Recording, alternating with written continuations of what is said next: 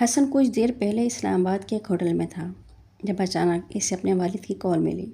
وہ جلد از جلد اپنے گھر پہنچنے کے لیے کہہ رہے تھے۔ ان کو لہجہ بےحد عجیب تھا مگر حسن نے توجہ نہیں دی۔ لیکن جب 15 منٹ بعد اپنے گھر پہنچا تو پورچ میں کھڑی سکندر عثمان کی گاڑی لے کر چوکنا ہو گیا۔ وہ سالار کے گھر کی تمام گاڑیوں اور ان کے نمبرز کو اچھی طرح پہچانتا تھا۔ سکندر انکل کو میرے اس معاملے میں انوالو ہونے کے حوالے سے کوئی ثبوت نہیں ملے ہیں، اس لیے مجھے پریشان ہونے کی ضرورت نہیں ہے۔ وہ زیادہ سے زیادہ سالار کا دوست سمجھ کر پوچھ گچھ کے لیے آئے ہوں گے۔ میں اطمینان سے ان کی باتوں کا جواب دوں گا اور کسی بھی الزام کی تردید کر دوں گا، مگر میری پریشانی بابا کے سامنے میری پوزیشن مشکوک کر دے گی، اس لیے انکل سکندر کو دیکھ کر مجھے کوئی رد عمل ظاہر نہیں کرنا چاہیے۔ اس نے پہلے اپنا لائحہ عمل طے کیا اور پھر بڑے اطمینان کے ساتھ اسٹڈی میں داخل ہو گیا۔ اس کے والد قاسم فاروقی اور سکندر عثمان کافی پی رہے تھے، لیکن ان کے چہرے کی غیر معمولی سنجیدگی اور اضطراب وہ ایک لمحے میں بھاپ گیا تھا۔ کیسی ہیں انکل سکندر آپ؟ اس بار بہت دنوں بعد آپ ہماری طرف آئے۔ باوجود اس کے کہ سکندر یا قاسم نے اس کے ہیلو کا جواب نہیں دیا، حسن نے بہت بے تکلفی کا مظاہرہ کیا۔ اسے اس بار بھی کوئی جواب نہیں ملا تھا۔ سکندر عثمان اسے غور سے دیکھ رہے تھے۔ بیٹھو، قاسم فاروقی نے قدرے درستی سے کہا۔ سکندر تم سے کچھ باتیں پوچھنے آیا ہے، تمہیں ہر بات کا ٹھیک ٹھیک جواب دینا ہے۔ اگر تم نے جھوٹ بولا تو میں سکندر سے کہہ چکا ہوں کہ وہ تمہیں پولیس کے پاس لے جائے۔ میری طرف سے تم بھاڑ میں جاؤ، میں تمہیں کسی بھی طرح بچانے کی کوشش نہیں کروں گا۔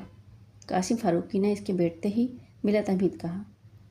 بابا آپ کیا کہہ رہے ہیں؟ میں آپ کی بات نہیں سمجھا۔ حسن نے حیرت کا مظاہرہ کیا، مگر اس کا دل دھڑکنے لگا تھا۔ معاملہ اتنا سیدھا نہیں تھا جتنا اس نے سمجھ لیا تھا۔ اوور اسمارٹ بننے کی کوشش مت کرو سکندر، پوچھو اس سے کیا پوچھنا چاہتے ہو، اور میں دیکھتا ہوں یہ کیسے جھوٹ بولتا ہے۔ امامہ کے ساتھ سالار کی شادی میں شرکت کی ہے تم نے؟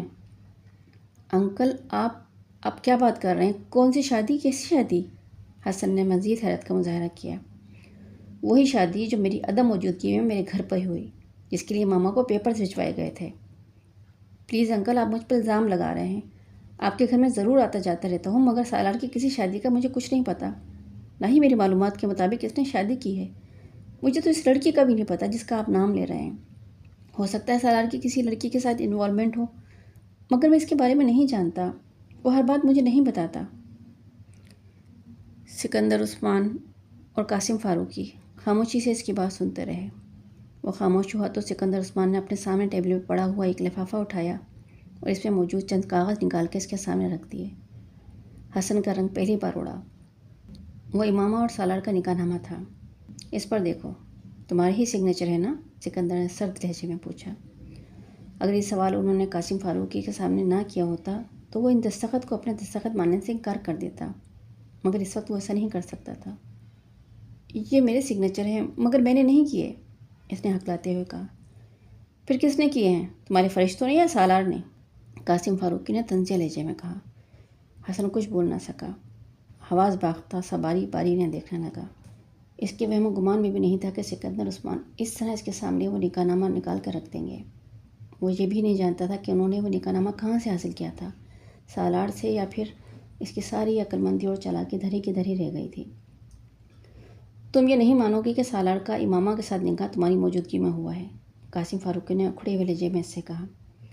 پاپا اس میں میرا کوئی قصور نہیں ہے، یہ سب سالار کی ضد پر ہوا تھا، اس نے مجھے مجبور کیا تھا۔ حسن نے یکدم سب کچھ بتانے کا فیصلہ کر لیا تھا۔ کچھ بھی چھپانے کا کوئی فائدہ نہیں تھا۔ وہ جھوٹ بولتا تو اپنی پوزیشن اور خراب کرتا۔ میں نے اسے بہت سمجھایا تھا مگر قاسم فاروقی نے اس کی بات کاٹ دی۔ اس وقت یہاں تمہیں صفائیاں اور وضاحتیں پیش کرنے کے لیے نہیں بلایا، تو مجھے صرف یہ بتاؤ کہ اس لڑکی کو اس نے کہاں رکھا ہوا ہے۔ پاپا مجھے اس کے بارے میں کچھ نہیں پتہ ہے، حسن نے تیزی سے کہا۔ تم پھر جھوٹ بول رہے ہو۔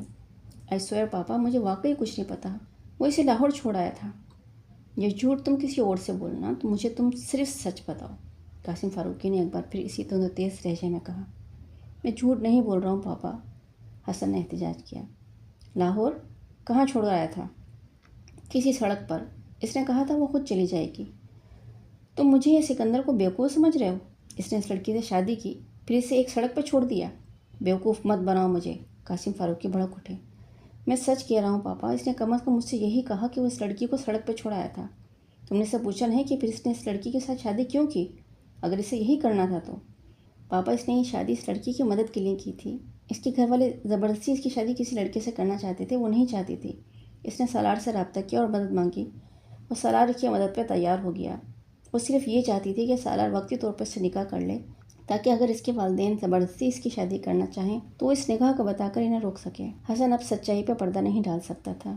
اس نے پوری بات بتانے کا فیصلہ کر لیا اور اگر ضرورت پڑے تو بیلف کے ذریعے اس کو رہائی دلوائی جا سکے. مگر یہ کوئی محبت وغیرہ کی شادی نہیں تھی. وہ لڑکی ویسے بھی کسی اور لڑکے کو پسند کرتی تھی. آپ اس نکاح نامہ کو دیکھیں تو اس میں بھی اس نے طلاق کا حق پہلے ہی لے لیا ہے تاکہ ضرورت پڑنے پہ وہ سالار سے رابطہ کیے بغیر ہی طلاق حاصل کر لے. بس یا کچھ اور؟ قاسم فاروقی نے اس سے کہا. حسن کچھ نہیں بولا، خاموشی سے انہیں دیکھتا رہا. میں قطعاً تمہاری کسی بات پہ یقین کرنے کو تیار نہیں ہوں. تم نے بہت اچھی کہانی بنائی ہے مگر میں کوئی بچہ نہیں ہوں کہ اس کہانی پہ یقین کر لوں. تمہیں اب امامہ تک پہنچنے میں سکندر کی مدد کرنی ہے. قاسم فاروقی نے قطعی لہجے میں کہا. پاپا میں یہ کیسے کر سکتا ہوں؟ مجھے اس کے بارے میں کچھ پتہ نہیں ہے. حسن نے احتجاج کیا. تم یہ کیسے کرو گے یہ تم خود جان سکتے ہو. مجھے صرف یہ بتانا تھا کہ تمہیں کیا کرنا ہے. پاپا پلیز آپ مجھ پہ یقین کریں. میں ماں کے بارے میں کچھ نہیں جانتا. نکاح کروانے کے علاوہ میں نے اور کچھ نہیں کیا. حسن نے کہا. تم اس کے اتنے قریب ہو کہ وہ اپنی خفیہ شادی میں وہ تمہیں گواہ کے طور پہ لے رہا ہے مگر تمہیں یہ نہیں پتا کہ اس کی بیوی گھر سے بھاگنے کے بعد اب کہاں ہے. میں یہ جاننے پہ تیار نہیں ہوں حسن، کسی صورت میں بھی نہیں. قاسم فاروقی نے دو ٹوک انداز میں کہا. تمہیں اگر پتہ نہیں ہے تو بھی تم پتہ کرواؤ کہ وہ کہاں ہے. سالار تم سے کچھ نہیں چھپائے گا. پاپا وہ بہت سی باتیں مجھے بھی نہیں بتاتا. وہ سب باتیں تمہیں بتاتا ہے یا نہیں؟ میں فی الحال صرف ایک چیز میں دلچسپی رکھتا ہوں اور وہ ہے امامہ کے بارے میں معلومات. تم ہر طریقے سے اس سے امامہ کا پتہ حاصل کرو اور سالار کو کسی بھی طرح یہ پتہ نہیں چلنا چاہیے کہ سکندر کو اس کی شادی کی اطلاع مل چکی ہے یا اس نے اس سلسلے میں تم سے کوئی ملاقات کی ہے. اگر مجھے یہ پتہ چلا کہ سالار یہ بات جان گیا ہے تو میں تمہارا کیا حشر کروں گا یہ تمہیں یاد رکھنا چاہیے. میں سکندر کو پہلے ہی اجازت دے چکا ہوں کہ وہ ہاشم مبین کو تمہارا نام دے دے. اس کے بعد ہاشم مبین تمہارے ساتھ پولیس کے ذریعے نپٹے یا کسی اور طریقے سے، میں بالکل پرواہ نہیں کروں گا. اب تم یہ طے کر لو کہ تم نے سالار کے ساتھ دوستی نبھانی ہے یا پھر اس گھر میں رہنا ہے. قاسم فاروقی نے قطعیت سے کہا. پاپا میں کوشش کرتا ہوں کہ کسی طرح امامہ کے بارے میں کچھ معلومات مل جائے. میں سالار سے اس کے بارے میں بات کروں گا. میں اسے یہ نہیں بتاؤں گا کہ سکندر انکل کو اس سارے معاملے کے بارے میں پتہ چل گیا ہے. وہ مکان کے انداز میں دہراتا جا رہا تھا. وہ اس بار واقعی بری طرح اور خلاف توقع پھنسا تھا. سالار چند دن گھر بیٹھا رہا مگر پھر ضد کر کے اس نے کالج جانا شروع کر دیا. ہاشم مبین اور اس کے گھر والے امامہ کی تلاش میں زمین آسمان ایک کیے ہوئے تھے. اگرچہ وہ یہ سب کچھ بڑی رازداری کے ساتھ کر رہے تھے لیکن اس کے باوجود ان کے ملازمین اور پولیس کے ذریعے سکندر کو ان کی کوششوں کی خبر مل رہی تھی. وہ لاہور میں بھی امامہ کی ہر اس سہیلی سے رابطہ کر رہے تھے جسے وہ جانتے تھے. سالار نے ایک دن اخبار میں بابر جاوید نامی ایک شخص کا خاکہ دیکھا. اس کے بارے میں معلومات دینے والے کے لیے انعام کا اعلان تھا. وہ اس نام سے اچھی طرح واقف تھا. یہی وہ فرضی نام تھا جو حسن نے وکیل کو امامہ کے شوہر کا دیا تھا اور وہ اشتہار یقیناً امامہ کے گھر والوں کی طرف سے تھا. حالانکہ نیچے دیا گیا فون نمبر امامہ کے گھر کا نہیں تھا. وہ اندازہ کر سکتا تھا کہ پولیس اس وکیل کے پاس پہنچ گئی ہوگی اور اس کے بعد اس وکیل نے اس آدمی کے قوائف انہیں بتائے ہوں گے. اب یہ حقیقت صرف وہ وکیل، حسن اور خود وہ جانتا تھا کہ بابر جاوید سرے سے کوئی وجود نہیں رکھتا. مگر وہ مطمئن ہو گیا تھا. وہ ہاشم مبین کے گھر والوں کو کسی حد تک بھٹکانے میں کامیاب رہا تھا. اس پورے عرصے کے دوران سالار امامہ کی کال کا منتظر رہا. اس نے کئی بار امامہ کو اس کے موبائل پر کال بھی کیا مگر ہر بار اسے موبائل آف ملتا. اسے یہ تجسس ہو رہا تھا کہ وہ کہاں تھی. اس تجسس کو ہوا دینے میں کچھ ہاتھ حسن کا بھی تھا جو بار بار اس سے امامہ کے بارے میں پوچھتا رہتا تھا. بعض دفعہ وہ چڑ جاتا. مجھے کیا پتا وہ کہاں ہے، وہ مجھ سے رابطہ کیوں نہیں کر رہی. بعض دفعہ مجھے لگتا ہے کہ اسے مجھ سے زیادہ تمہیں دلچسپی ہے. اسے بالکل بھی اندازہ نہیں تھا کہ حسن کا یہ تجسس اور دلچسپی کسی مجبوری کی وجہ سے تھی. وہ بری طرح پھنسا ہوا تھا. سالار کا خیال تھا کہ امامہ اب تک جلال کے پاس جا چکی ہوگی اور ہو سکتا ہے وہ اس سے شادی بھی کر چکی ہو. اگرچہ اس نے امامہ سے جلال کی شادی کے بارے میں جھوٹ بولا تھا مگر اسے یقین تھا کہ امامہ نے اس کی بات کا یقین نہیں کیا ہوگا. وہ اس کے پاس دوبارہ ضرور گئی ہوگی. خود سالار بھی چاہتا تھا کہ وہ خود جلال سے رابطہ قائم کرے یا پھر ذاتی طور پہ جا کر ایک بار اس سے ملے. وہ جاننا چاہتا تھا کہ امامہ اس کے ساتھ رہ رہی ہے یا نہیں. مگر فی الحال یہ دونوں کام اس کے لیے ناممکن تھے. سکندر عثمان مسلسل اس کی نگرانی کروا رہے تھے اور وہ اس بات سے بھی واقف تھا کہ وہ یہ نگرانی کروانے والے واحد نہیں ہیں۔ حاشیے مبین احمد بھی یہی کام کروا رہے تھے، اور وہ اگر لاہور جانے کا ارادہ کرتا، اول تو سکندر عثمان اسے جانے ہی نہ دیتے، اور بالفرض جانے کی اجازت دے بھی دیتے تو شاید خود بھی اس کے ساتھ چل پڑتے، اور وہ یہ نہیں چاہتا تھا۔ وقت گزرنے کے ساتھ ساتھ اس سارے معاملے میں اس کی دلچسپی کم سے کم ہوتی جا رہی تھی، اور اسے اب یہ سب کچھ ایک حماقت لگ رہا تھا، ایسی حماقت جو اسے کافی مہنگی پڑ رہی تھی۔ سکندر اور طیبہ اب ہم وقت گھر پہ رہتے تھے، اور اسے کہیں بھی جانے کے لیے ان سے باقاعدہ اجازت لینی پڑتی تھی۔ حسن اس سے اب کم کم ملنے لگا تھا، وہ اس کی وجہ بھی نہیں جانتا تھا۔ اس صورتحال سے وہ بہت بور ہو رہا تھا۔ وہ اس رات کمپیوٹر پہ بیٹھا تھا جب اس کے موبائل پہ کال آئی۔ اس نے کی بورڈ پر ہاتھ چلاتے ہوئے لاپرواہی سے موبائل اٹھا کر دیکھا، اور پھر اسے ایک جھٹکا لگا تھا۔ اسکرین پہ موجود نمبر اس کے اپنے موبائل کا تھا۔ امامہ اسے کال کر رہی تھی۔ تو بالآخر آپ نے ہمیں یاد کر ہی لیا، اس نے بے اختیار سیٹی بجائی۔ اس کا موڈ یکدم فریش ہو گیا تھا، کچھ دیر پہلے والی بوریت یکسر غائب ہو گئی تھی۔ میں تو سمجھ بیٹھا تھا اب تم مجھے کال کبھی نہیں کرو گی، اتنا لمبا عرصہ لگا دیا تم نے، رسمی الیکس کے بعد اس نے پوچھا۔ میں بہت دنوں سے تمہیں فون کرنا چاہ رہی تھی مگر کر نہیں پا رہی تھی، دوسری طرف سے ماما نے کہا۔ کیوں؟ ایسی کیا مجبوری آ گئی تھی؟ فون تو تمہارے پاس موجود تھا، سالار نے کہا۔ بس کوئی مجبوری تھی، اس نے مختصراً کہا۔ تم اس وقت کہاں ہو؟ سالار نے کچھ تجسس آمیز انداز میں پوچھا۔ بچکانہ سوال مت کرو سالار، جب تم جانتے ہو کہ میں تمہیں یہ نہیں بتاؤں گی تو پھر تم کیوں یہ پوچھ رہے ہو؟ میرے گھر والے کیسے ہیں؟ سالار کچھ حیران ہوا، اسی ماما سے اس سوال کی توقع نہیں تھی۔ بالکل ٹھیک ہیں، خوش و خرم ہیں، عیش کر رہے ہیں، اس نے مذاق اڑانے والے انداز میں کہا۔ تم واقعی بہت اچھی بیٹی ہو، گھر سے جا کر بھی تمہیں گھر اور گھر والوں کا کتنا خیال ہے، ہاؤ نائس۔ دوسری طرف کچھ دیر خاموشی رہی، پھر امامہ نے کہا، وسیم کیسا ہے؟ یہ تو میں نہیں جانتا، مگر میرا خیال ہے ٹھیک ہی ہوگا، وہ خراب کیسے ہو سکتا ہے؟ اس کے انداز اور لہجے میں اب بھی کوئی تبدیلی نہیں آئی۔ انہیں یہ تو پتہ نہیں چلا کہ تم نے میری مدد کی تھی؟ سالار کو امامہ کا لہجہ کچھ عجیب لگا۔ پتہ لگا مائی ڈیئر امامہ، پولیس اسی دن میرے گھر پہنچ گئی تھی جس دن میں تمہیں لاہور چھوڑ کر آیا تھا، سالار نے کچھ استہزائی انداز میں کہا۔ تمہارے فادر نے میرے خلاف FIR کٹوا دی تھی تمہیں اغوا کرنے کے سلسلے میں۔ وہ ہنسا۔ ذرا سوچو، میرے جیسا بندہ کسی کو اغوا کر سکتا ہے، اور وہ بھی تمہیں، جو کسی بھی وقت کسی کو بھی شوٹ کر سکتی ہے؟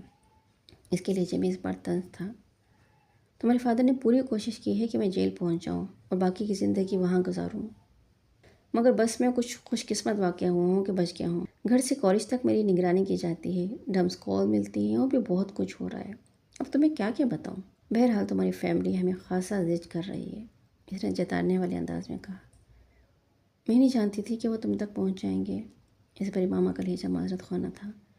میرا خیال تھا کہ انہیں کسی بھی طرح تم پر شک نہیں ہوگا، مجھے افسوس ہے کہ میری وجہ سے تمہیں اتنی پرابلمس کا سامنا کرنا پڑ رہا ہے۔ واقعی تمہاری وجہ سے مجھے بہت سی پرابلمس کا سامنا کرنا پڑ رہا ہے۔ میری کوشش تھی کہ میں پہلے خود کو محفوظ کر لوں، پھر ہی تمہیں فون کروں، اور اب میں واقعی محفوظ ہوں۔ سالار نے کچھ تجسس آمیز دلچسپی کے ساتھ اس کی بات سنی۔ تمہارا موبائل بھی اب میں استعمال نہیں کروں گی، اور میں اسے واپس بھیجنا چاہتی ہوں، مگر میرے لیے ممکن نہیں ہے، وہ اسے بتا رہی تھی۔ میں تمہیں کچھ پیسے ہی بھجواؤں گی، ان تمام اخراجات کے لیے تم نے میرے لیے کیے۔ سالار نے اس کی بات کاٹی۔ نہیں، پیسے رہنے دو، مجھے ضرورت نہیں ہے، موبائل کی بھی ضرورت نہیں ہے، میرے پاس دوسرا ہے، تم چاہو تو اسے استعمال کرتی رہو۔ نہیں، میں اب اسے دوبارہ استعمال نہیں کروں گی، میری ضرورت ختم ہو چکی ہے، اس نے کہا۔ کچھ دیر وہ خاموش رہی، پھر اس نے کہا، میں چاہتی ہوں کہ تم اب مجھے طلاق کے پیپرز بھجوا دو، اور طلاق کے پیپرز کے ساتھ نکاح نامے کی ایک کاپی جو پہلے میں تم سے نہیں لے سکی تھی۔ کہاں بھجواؤں؟ سالار نے اس کے مطالبے کے جواب میں کہا۔ اس کے ذہن میں یکدم ایک جھماکا ہوا تھا۔ وہ اب طلاق کا مطالبہ کر رہی تھی تو اس کا مطلب یہی تھا کہ اس نے ابھی تک کسی سے شادی نہیں کی، نہیں طلاق کے اس حق کو استعمال کیا تھا جو نکاح نامے میں وہ اس کی خواہش پر اسے تفویض کر چکا تھا۔ تم اسی وکیل کے پاس وہ پیپر بھجوا دو جس کو تم نے ہائر کیا تھا، اور مجھے اس کا نام اور پتہ لکھوا دو، میں وہ پیپر جس سے لے لوں گی۔ سالار مسکرایا، وہ بیحد محتاط تھی۔ مگر میرا تو اس وکیل کے ساتھ ڈائریکٹ کوئی رابطہ نہیں ہے، میں تو اسے جانتا بھی نہیں ہوں، پھر پیپرز اس تک کیسے پہنچاؤں؟ جس دوست کے ذریعے تم نے اس وکیل سے رابطہ کیا تھا، اسی دوست کے ذریعے وہ پیپرز اس تک پہنچا دو۔ یہ تو طے تھا کہ وہ اسے کسی بھی طرح اپنا کوئی اتا پتہ نہ دینے کا فیصلہ کر چکی تھی، اور اس پر پوری طرح قائم تھی۔ تم طلاق کیوں لینا چاہتی ہو؟ وہ اس وقت بہت موڈ میں تھا۔ دوسری طرف یکدم خاموشی چھا گئی۔ شاید وہ اس سے اس سوال کی توقع نہیں کر رہی تھی۔ طلاق کیوں لینا چاہتی ہوں؟ تم کتنی عجیب بات کر رہے ہو، یہ تو پہلے سے طے تھا میں تم سے طلاق لوں گی، پھر اس سوال کی کیا تک بنتی ہے؟ امامہ کے لہجے میں حیرانی تھی۔ وہ تب کی تھی، اب تو خاصا لمبا وقت گزر گیا ہے، اور میں اب تمہیں طلاق دینا نہیں چاہتا، سالار نے بہت سنجیدگی سے کہا۔ وہ اندازہ کر سکتا تھا کہ دوسری طرف اس وقت امامہ کے پیروں کے نیچے سے حقیقتاً زمین نکل گئی ہوگی۔ تم کیا کہہ رہے ہو؟ میں یہ کہہ رہا ہوں امامہ ڈیئر کہ میں تمہیں طلاق دینا نہیں چاہتا، نہ ہی دوں گا۔ اس نے ایک اور دھماکہ کیا۔ تم طلاق کا حق مجھے پہلے ہی دے چکے ہو، امامہ نے بے اختیار کہا۔ کب؟ کہاں؟ کس وقت؟ کس صدی میں؟ سالار نے اطمینان سے کہا۔ تمہیں یاد ہے میں نے نکاح سے پہلے تمہیں کہا تھا کہ طلاق نامے میں نکاح کا حق چاہتی ہوں؟ اب اگر تم طلاق نہیں بھی دیتے تو میں خود ہی وہ حق استعمال کر سکتی ہوں، تمہیں یاد ہونا چاہیے، وہ جتا رہی تھی۔ اگر میں تمہیں یہ حق دیتا تو تم یہ حق استعمال کر سکتی تھی، مگر میں نے تمہیں ایسا کوئی حق دیا ہی نہیں۔ تم نے نکاح نامہ دیکھا، وہاں ایسا کچھ بھی نہیں تھا۔ خیر تم نے دیکھا ہی ہوگا، ورنہ طلاق کی بات کیوں کر رہی ہوتی؟ دوسری طرف ایک بار پھر خاموشی چھا گئی۔ سالار نے ہوا میں تیر چلایا، مگر وہ نشانے پہ بیٹھا تھا۔ امامہ نے یقیناً پیپر سائن کرتے ہوئے انہیں دیکھنے کی زحمت نہیں کی تھی۔ سالار بے حد محظوظ ہو رہا تھا۔ تم نے مجھے دھوکہ دیا، بہت دیر بعد اس نے امامہ کو کہتے سنا۔ ہاں بالکل اسی طرح جس طرح تم نے پسٹل دکھا کے مجھے دھوکہ دیا، وہ برجستگی سے بولا۔ میں سمجھتا ہوں کہ تم اور میں بہت اچھی زندگی گزار سکتے ہیں۔ ہم دونوں میں اتنی برائیاں اور اتنی خامیاں ہیں کہ ہم دونوں ایک دوسرے کو مکمل طور پہ کمپلیمنٹ کرتے ہیں، وہ ایک بار پھر سنجیدگی سے کہہ رہا تھا۔ زندگی؟ سالار، زندگی اور تمہارے ساتھ؟ یہ ناممکن ہے، امامہ نے تند لہجے میں کہا۔ مجھے نیپولین کی بات دہرانی چاہیے کہ میری ڈکشنری میں ناممکن کا لفظ نہیں ہے، یا مجھے تم سے یہ ریکویسٹ کرنی چاہیے کہ آؤ اس ناممکن کو مل کر ممکن بنائیں۔ وہ اب مذاق اڑا رہا تھا۔ تم نے مجھ پہ بہت احسان کیے، ایک احسان اور کر دو، مجھے طلاق دے دو۔ نہیں، میں تم پہ احسان کرتے کرتے تھک گیا ہوں، اب اور نہیں کر سکتا، اور یہ والا احسان، یہ تو ناممکن ہے۔ سالار ایک بار پھر سنجیدہ ہو گیا تھا۔ میں تمہارے ٹائپ کی لڑکی نہیں ہوں سالار، تمہارا اور میرا لائف اسٹائل بہت مختلف ہے، ورنہ شاید میں تمہاری پیشکش پہ غور کرتی، مگر یہ اب صورت میں ممکن نہیں ہے۔ تم پلیز مجھے طلاق دے دو، وہ اب نرم لہجے میں کہہ رہی تھی۔ سالار کا دل بے اختیار ہنسنے کو چاہا۔ تم اگر میری پیشکش پہ غور کرنے کا وعدہ کرو تو میں اپنا لائف اسٹائل بدل لیتا ہوں، سالار نے اسی انداز میں کہا۔ تم سمجھنے کی کوشش کرو، تمہاری اور میری ہر چیز مختلف ہے، زندگی کی فلسفی ہی مختلف ہے، ہم دونوں اکٹھے نہیں رہ سکتے۔ اس بار وہ جھنجھلائی تھی۔ نہیں، میری اور تمہاری فلسفی آف لائف بہت ملتی ہے، تمہیں اس بارے میں پریشان ہونے کی ضرورت نہیں ہے۔ اگر یہ نہ بھی ملتی تو بھی ذرا سی ایڈجسٹمنٹ کے بعد ملنے لگے گی، وہ اس طرح بولا جیسے اپنے بہترین دوست سے گفتگو کر رہا ہو۔ ویسے ہی مجھ میں کیا کمی ہے؟ میں تمہارے پرانے منگیتر حضرت جیسا خوبصورت نہ صحیح، مگر جلال انصر جیسا معمولی شکل و صورت کبھی نہیں ہوں۔ میری فیملی کو تم اچھی طرح جانتی ہو، کیریئر میرا کتنا برائٹ ہوگا اس کا بھی تمہیں اندازہ ہے۔ میں ہر لحاظ سے جلال سے بہتر ہوں، وہ اپنے لفظوں پر زور دیتے ہوئے بولا۔ اس کی آنکھوں میں چمک اور ہونٹوں میں مسکراہٹ ناچ رہی تھی۔ وہ امامہ کو پوری طرح زج کر رہا تھا، اور وہ ہو رہی تھی۔ میرے لیے کوئی بھی شخص جلال جیسا نہیں ہو سکتا، اور تم تو کسی صورت بھی نہیں۔ اس کی آواز میں پہلی بار نمایاں خفگی تھی۔ کیوں؟ سالار نے بے حد معصومیت سے پوچھا۔ تم مجھے اچھے نہیں لگتے ہو، آخر تم یہ بات کیوں نہیں سمجھتے؟ دیکھو، تم نے اگر مجھے طلاق نہ دی تو میں کورٹ میں چلی جاؤں گی، وہ اب اسے دھمکا رہی تھی۔ سالار اس کی بات پر بے اختیار ہنسا۔ یو آر موسٹ ویلکم، جب چاہیں جائیں، کورٹ سے اچھی جگہ میل ملاقات کے لیے اور کون سی ہوگی؟ آمنے سامنے کھڑے ہو کے بات کرنے کا مزہ ہی اور ہوگا، وہ محظوظ ہو رہا تھا۔ ویسے تمہیں یہ بات ضرور یاد رکھنی چاہیے کہ کورٹ میں صرف میں نہیں پہنچوں گا، بلکہ تمہارے پیرنٹس ہی پہنچیں گے، وہ استحضائی انداز میں بولا۔ سالار، میرے لیے پہلے ہی بہت سی پرابلمس ہیں، تم ان میں اضافہ نہ کرو۔ میری زندگی بہت مشکل ہے، اور ہر گزرتے دن کے ساتھ مزید مشکل ہوتی جا رہی ہے۔ کم از کم تم تو میری مشکلات کو مت بڑھاؤ۔ اس بار امامہ کے لہجے میں رنجیدگی اور بیچارگی تھی۔ وہ کچھ اور محسوس ہوا۔ میں تمہارے مسائل میں اضافے کی کوشش کر رہا ہوں مائی ڈیئر، میں تو تمہاری ہمدردی میں گھل رہا ہوں، تمہارے مسائل کو ختم کرنے کی کوشش کر رہا ہوں۔ تم خود سوچو، میرے ساتھ رہ کر تم کتنی اچھی اور محفوظ زندگی گزار سکتی ہو، وہ بظاہر سنجیدگی سے بولا۔ تم جانتے ہو نا، میں نے اتنی مشکلات کس لیے سہی ہیں؟ تم سمجھتے ہو میں ایک ایسے شخص کے ساتھ رہنے پر تیار ہو جاؤں گی جو ہر وہ کبیرہ گناہ کرتا ہے جسے میرے پیغمبر صلی اللہ علیہ وسلم ناپسند کرتے ہیں؟ نیک عورتیں نیک مردوں کے لیے ہوتی ہیں اور بری عورتیں برے مردوں کے لیے۔ میں نے زندگی میں بہت سی غلطیاں کی ہیں، مگر میں اتنی بری نہیں ہوں کہ تمہارے جیسا برا مرد میری زندگی میں آئے۔ جلال مجھے نہیں ملا، مگر میں تمہارے ساتھ بھی زندگی نہیں گزاروں گی، اس نے بہت تلخ انداز میں تمام لحاظ بالائے طاق رکھتے ہوئے کہا۔ شاید اسی لیے جلال نے بھی تم سے شادی نہیں کی، کیونکہ نیک مردوں کے لیے نیک عورتیں ہوتی ہیں، تمہاری جیسی نہیں۔ سالار نے اسی ٹکڑا توڑ انداز میں جواب دیا۔ دوسری طرف خاموشی رہی، اتنی لمبی خاموشی کہ سالار کو اسے مخاطب کرنا پڑا۔ ہیلو، تم سن رہی ہو؟ سالار، مجھے طلاق دے دو۔ اسے ماما کی آواز بھرائی ہوئی لگی۔ سالار کو ایک عجیب سی خوشی کا احساس ہوا۔ تم کورٹ میں جا کر لے لو، جیسے تم مجھ سے کہہ رہی ہو، سالار نے ترکی بترکی کہا۔ دوسری طرف سے فون بند کر دیا گیا۔ حسن نے ان چند ماہ میں سالار سے امامہ کے بارے میں جاننے کی بہت کوشش کی تھی، حسن کے اپنے بیان کے مطابق، مگر وہ ناکام رہا۔ وہ اس بات پہ یقین کرنے کو تیار نہیں تھے کہ سالار اور امامہ کے درمیان کوئی رابطہ نہیں تھا۔ سالار کی طرح خود انہوں نے موبائل پہ بار بار اس رابطہ کرنے کی کوشش کی تھی، مگر ناکامی ہوئی۔ سکندر نے سالار کو امریکہ میں مختلف یونیورسٹیز میں اپلائی کرنے کے لیے کہہ دیا تھا۔ وہ جانتے تھے کہ اس کا اکیڈمک ریکارڈ ایسا تھا کہ کوئی بھی یونیورسٹی سے لینے میں خوشی محسوس کرے گی۔ امامہ نے سالار کو دوبارہ فون نہیں کیا تھا، حالانکہ سالار کا خیال تھا کہ وہ اسے دوبارہ فون کرے گی اور تب وہ اسے بتا دے گا کہ وہ اسے نکاح نامے میں پہلے ہی طلاق کا حق دے چکا ہے اور وہ نکاح نامے کی کاپی بھی اس کے حوالے کر دے گا۔ وہ اسے یہ بھی کہہ دے گا کہ اس نے اس کے ساتھ صرف ایک مذاق کیا تھا، مگر امامہ نے دوبارہ اس سے رابطہ نہیں کیا۔ نہ ہی سالار نے اپنے پیپرز میں اس نکاح نامے کو دوبارہ دیکھنے کی زحمت کی، ورنہ وہ بہت پہلے اس کی عدم موجودگی سے واقف ہو جاتا۔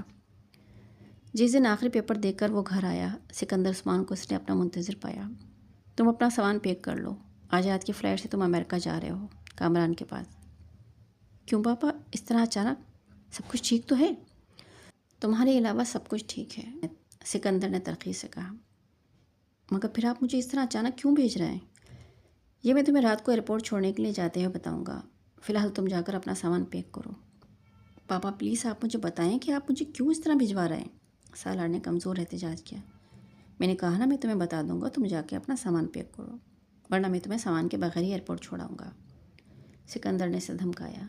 وہ کچھ دیر انہیں دیکھتا رہا، پھر اپنے کمرے میں چلا گیا۔ وہ اپنا سامان پیک کرتے ہوئے الجھے ہوئے ذہن کے ساتھ وہ سکندر عثمان فیصلے کے بارے میں سوچتا رہا۔ پھر اچانک اس کے ذہن میں چماکا سا ہوا۔ اس نے اپنی دراز کھول کے اپنے پیپرز نکالنا شروع کر دیے۔ وہاں نکاح نامہ نہیں تھا۔ اسے ان کے اس فیصلے کی سمجھ آ گئی تھی۔ اسے پچھتاوا ہوا کہ اس نے نکاح نامے کو اتنی لاپرواہی سے وہاں کیوں رکھا تھا۔ وہ نکاح نامہ سکندر عثمان کے علاوہ کسی اور کے پاس ہو ہی نہیں سکتا تھا، کیونکہ ان کے علاوہ کوئی اور اس کے کمرے میں آنے اور اس کی دراز کھولنے کی جرات نہیں کر سکتا تھا۔ اس کے ذہن میں اب کوئی الجھن نہیں تھی۔ اس نے بڑی خاموشی کے ساتھ اپنا سامان پیک کیا۔ اب وہ صرف یہ سوچ رہا تھا کہ سکندر عثمان سے ایئرپورٹ جاتے ہوئے کیا بات کرے گا۔ رات کو ایئرپورٹ چھوڑنے کے لیے صرف سکندر اس کے ساتھ آئے تھے، طیبہ نہیں۔ ان کا لہجہ اور انداز بہت روکھا اور خشک تھا۔ سالار نے بھی اس بار کوئی سوال نہیں کیا۔ ایئرپورٹ جاتے ہوئے سکندر عثمان نے اپنا بریف کیس کھول کر ایک سادہ کاغذ اور قلم نکالا اور بریف کیس کے اوپر رکھ کر اس کی طرف بڑھا دیا۔ اس پر سائن کر دو۔ یہ کیا ہے؟ سالار نے حیرانی سے اس سادہ کاغذ کو دیکھا۔ تم صرف سائن کرو، سوال مت کرو، انہوں نے بہت روکھے انداز میں کہا۔ سالار نے مزید کچھ کہے بغیر ان کے ہاتھ میں پکڑا ہوا قلم لے کر اس کاغذ پہ سائن کر دیے۔ سکندر نے اس کاغذ کو تہہ کر کے بریف کیس میں رکھا اور بریف کیس کو دوبارہ بند کر دیا۔ جو کچھ تم کر چکے ہو، اس کے بعد تم سے کچھ کہنا یا کوئی بات کرنا بیکار ہے۔ تم مجھ سے ایک کے بعد دوسرا، دوسرے کے بعد تیسرا جھوٹ بولتے رہے، یہ سمجھتے ہوئے کہ مجھے کبھی حقیقت کا پتہ ہی نہیں چلے گا۔ میرا دل تو یہ چاہتا ہے کہ تمہیں امریکہ بھیجنے کے بجائے ہاشم مبین احمد کے حوالے کر دوں، تاکہ تمہیں اندازہ ہو اپنی حماقت کا، مگر میرا مسئلہ یہ ہے کہ میں تمہارا باپ ہوں، مجھے تمہیں بچانا ہی ہے۔ تم میری اس مجبوری کا آج تک فائدہ اٹھاتے آئے ہو، مگر آئندہ نہیں اٹھا سکو گے۔ میں تمہارا نکاح نامہ امامہ کے حوالے کر دوں گا، اور اگر مجھے دوبارہ کبھی یہ پتہ چلا کہ تم نے اس سے رابطہ کیا ہے یا رابطہ کرنے کی کوشش کر رہے ہو، تو اس بار جو میں کروں گا تم اس کا اندازہ بھی نہیں کر سکتے۔ تم میرے لیے کافی مصیبتیں کھڑی کر چکے ہو، اور اب اس کا سلسلہ بند ہو جانا چاہیے، سمجھے تم؟ انہوں نے اکھڑے ہوئے لہجے میں کہا اور جواب میں کچھ کہنے کے بجائے کھڑکی سے باہر دیکھنے لگا۔ اس کے انداز میں عجیب طرح کی لاپرواہی اور اطمینان تھا۔ سکندر عثمان بے اختیار سلگے۔ یہ ان کا وہ بیٹا تھا جو +150 کا IQ رکھتا تھا، کیا کوئی کہہ سکتا تھا کہ وہ سرے سے کوئی آئی کیو رکھتا بھی تھا یا نہیں؟